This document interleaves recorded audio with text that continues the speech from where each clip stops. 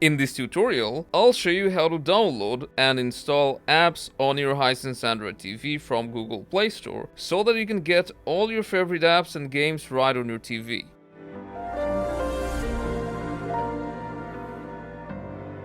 There is a few different ways to install apps or games on your Hisense Android TV. If you already know which app you want to get, then you can just go up and use the voice search or the text search option to search up your app.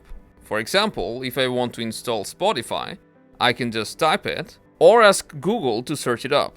Then just tap on install, then your app will be ready to use.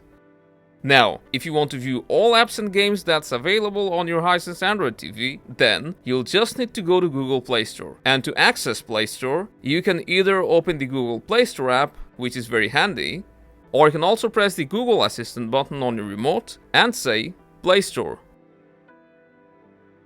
Now that you're inside the Google Play Store, you can view all the apps, or go up, switch to Games category, explore everything that's available, and install them.